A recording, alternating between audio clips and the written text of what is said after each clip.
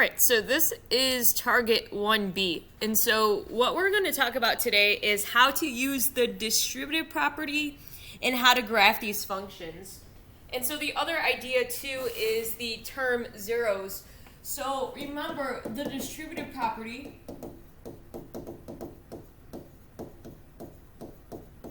says that if there's a number on the outside of parentheses, I multiply in, so 2 times x plus 2 times 3. Okay, and so the first half is we're just going to practice putting things in standard form. So how do you put a polynomial in standard form? By using the distributive property.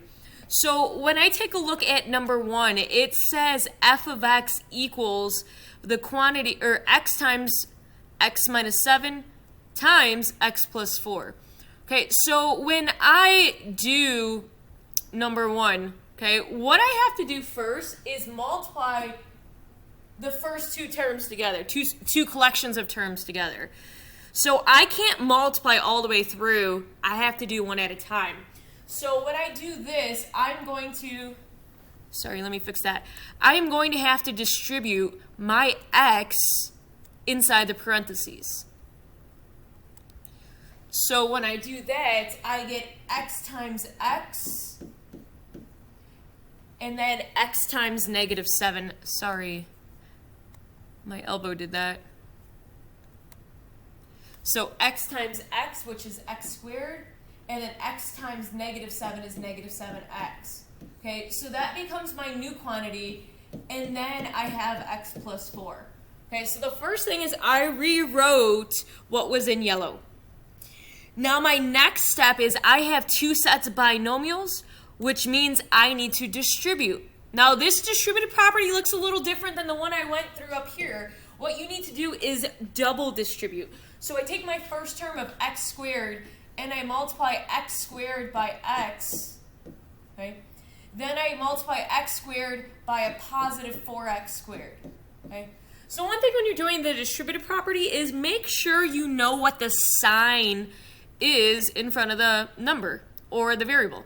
So in this case, it's a positive 4, okay? Now my next set, so I distributed my x squared, now I need to distribute the negative 7x.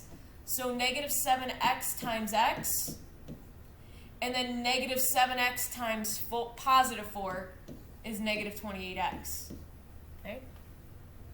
So my terms in blue are from distributing x squared.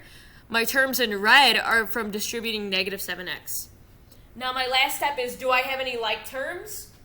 These two are like terms. So my function in standard form is f of x equals x to the third minus 3x squared minus 28x.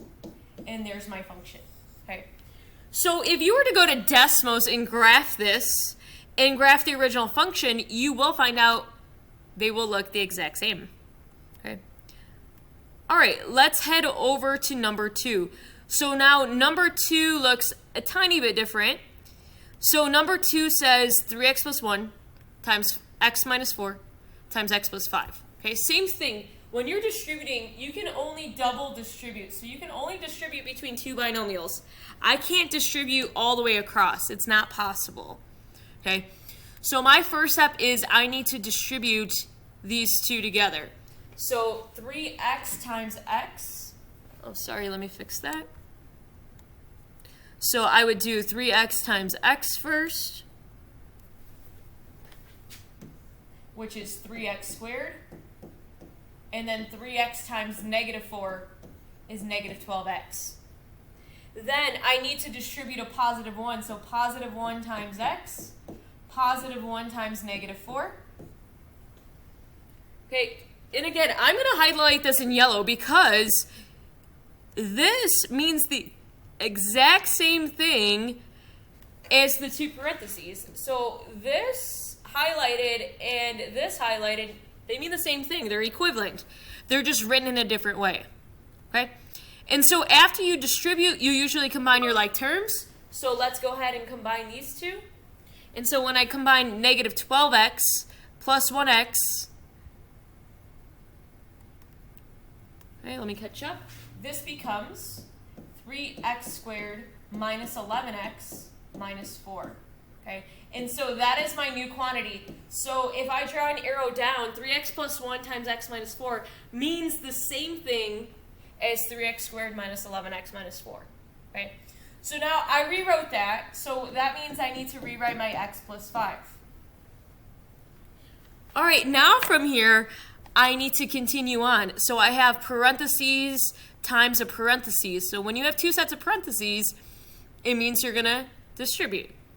So now I need to do a lot of the distributive properties. So the first term I have to distribute is 3x squared, 3x squared. So I get 3x to the third plus 3 times 5 is 15, x squared. Okay, so I distributed my first term. Now I need to distribute my second term of negative 11x. So multiply, multiply. Okay. And then the last step is I need to distribute the negative 4. So negative 4 times x, negative 4 times 5. Okay. And so then to put this in standard form, I just need to rewrite it by combining like terms. So like terms, like terms. So f of x equals 3x to the third plus 4x squared. Negative 55 minus 4 is negative 59x minus 20. And here is my function in standard form. Okay, you can pause the video if you need to look at this. But now we are going to move on to the last part. So the last part of this target is to be able to graph a function. Okay, so there is a couple things you need to know. You need to know what a 0 is, you need to know what end behavior means, and you need to know what local min and max means. So we are just going to sketch it.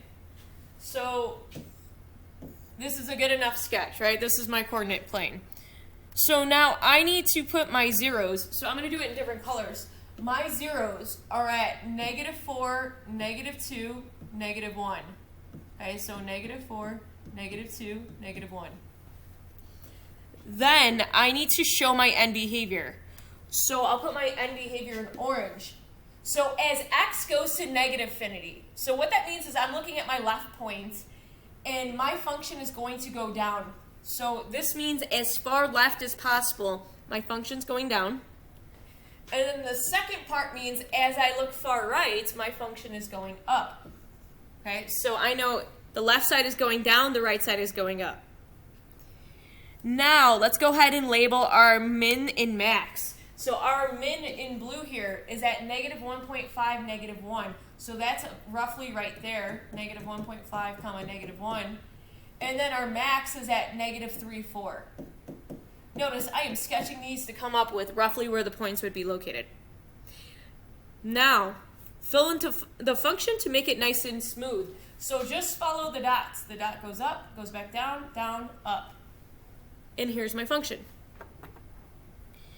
So now, based on this function, can I write the equation of the graph? So how do I write the equation of the graph? There's two pieces of information you need to know. So I'm going to put the star in some notes over here. I need to know, is the graph positive or negative? And then I need to turn my zeros into factors. Okay?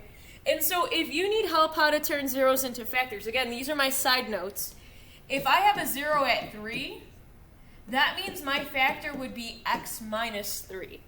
So if you go back to the transformations, what this is saying is that you are going right 3, which you end up at a positive 3. Okay, now if I have a 0 at x equals negative 3, then that would mean it would be x plus 3. So people a lot of students like to say in class that you take the opposite to turn it into a factor or to turn it into a 0. Okay? So let's go ahead and write this equation in factored form. So is this graph positive or negative? So when I take a look at this graph, it is going up, so it is positive, right? If I look at my right arrow, it's heading up, okay? Now my zeros are at, again, it's listed up there, My zeros are at x equals -4, -2, and -1. Okay?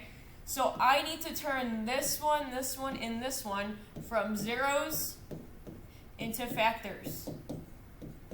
Okay, so my equation is going to be f of x equals positive x plus 4, x plus 2, and then x plus 1. Right? I take the opposite, and that is going to be the equation of my graph. Okay?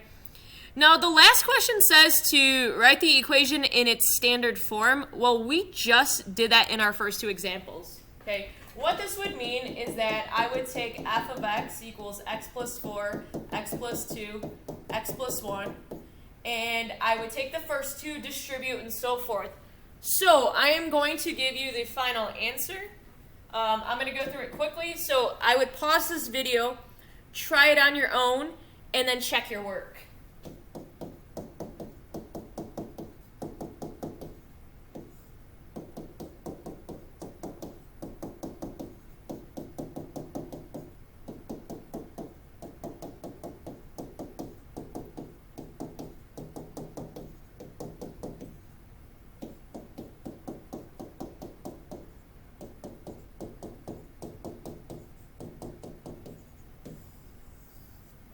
And then check your work to see if you're correct.